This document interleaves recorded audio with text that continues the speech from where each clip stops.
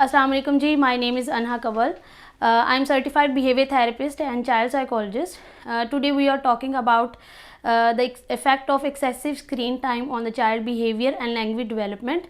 आजकल बहुत से ऐसे केसेस रिपोर्ट हो रहे हैं जिसमें पेरेंट्स हमें ये बता रहे हैं कि बच्चे का जो स्क्रीन टाइम है वो 15 आवर्स भी है, 16 आवर्स भी है और बच्चे बहुत ज़्यादा स्क्रीन टाइम उनका है। अब कुछ बिहेवियरल इश्यूज़ के साथ भी मेरे पास बच्चे रिपोर्ट हो रहे हैं और कुछ स्पीच इश्यूज़ के साथ भी रिपोर्ट हो रहे हैं। अगर एक बच्चा है वो बहुत ज़्यादा स्क्रीन यूज़ कर रहा है तो डेफ़िनेटली उसके बिहेवियर में एग्रेशन भी आएगा, वो इरिटेट भी होगा, वो इमिटेट भी करेगा बिहेवियर्स को। लाइक जैसे मेरे पास इस तरह के केसेस आ रहे हैं कि वो बच्चे बहुत ज़्यादा jumping, running, 5 little monkeys jumping on the bed ये देखते हैं और फिर बहुत ज़्यादा वो जंपिंग करते रहते हैं। एक और केस इस तरह का है, रिपोर्ट हुआ है कि वो हर वक्त भागता रहता है और मैंने जब मदर से पूछा है कि बच्चे ने स्क्रीन टाइम पे सबसे ज़्यादा क्या देखा है स्क्रीन पे, तो मदर रिपोर्ट कर रही हैं कि उन्होंने कार्टून देखा है बच्चे ने, माशा एंड द बियर।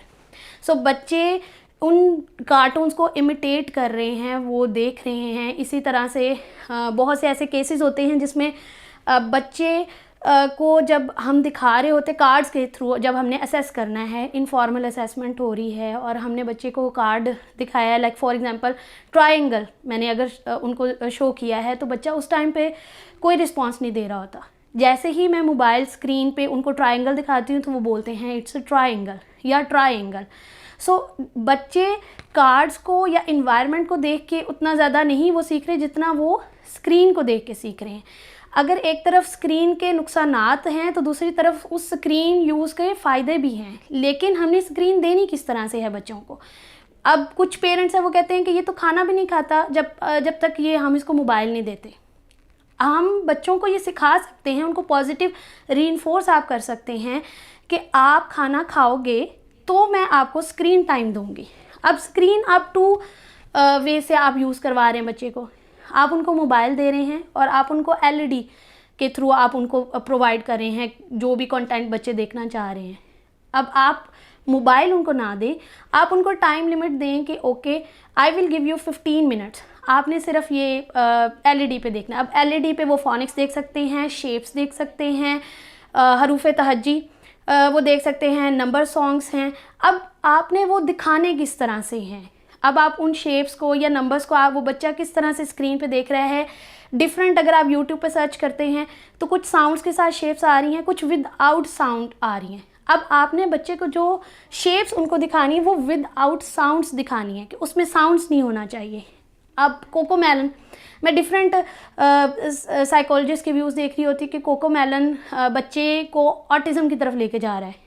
ये काफ़ी हद तक ये सही भी है क्योंकि उसमें एक तो कलर्स बहुत ज़्यादा है, उस कुछ इस तरह की कार्टून्स हैं, बच्चे उन बिहेवियर्स को बहुत ज़्यादा इमिटेट कर रहे हैं। लैंग्वेज डेवलपमेंट वो बहुत ज़्यादा इफ़ेक्ट हो रही है। सो बच्चों के आपने टाइम लिमिट्स करने हैं कि इतना टाइम लिमिट होगा। एकदम से कुछ पेरेंट्स आते हैं वो कहते हैं कि हम डॉक्टर के पास गए तो उन्होंने हमें कहा है कि इनका स्क्रीन टाइम 0 कर दो। अब जब स्क्रीन टाइम 0 हो गया है तो बच्चा एग्रेसिव हो गया है, वो टेम्पर टेंट्रम शो कर रहा है, शाउटिंग बहुत ज़्यादा कर रहा है, थ्रोइंग बहुत ज़्यादा कर रहा है। एकदम से अगर बच्चा 9 आवर भी स्क्रीन यूज़ कर रहा है और उसको आप लोग एकदम से 0 पे ले आते हैं तो डेफिनेटली बच्चा एग्रेशन तो शो करेगा। अब आप उसको ग्रेजुअली टैपर ऑफ करवाएं, आपने उनको टाइम लिमिट्स दे देनी है, आप उनको रीइंफोर्स करें, आप उनको टास्क दें कि if you complete this then I will give you the screen time. So इस तरीके से आप बच्चों के स्क्रीन को आप कम भी कर सकते हैं और उसके ऊपर वर्क भी कर सकते हैं। अगर आपके बच्चों को इस तरह के कोई भी बिहेवियरल इश्यूज़ हैं तो आप नीचे दिए गए नंबर्स पर रब्ता कर सकते हैं और इनसाइट हेल्थ केयर पे हमारी टीम मौजूद है जो कि बच्चों के बिहेवियर्स पे भी वर्क करी है और उनके स्पीच थेरेपी भी हो रही है। अल्लाह हाफिज़।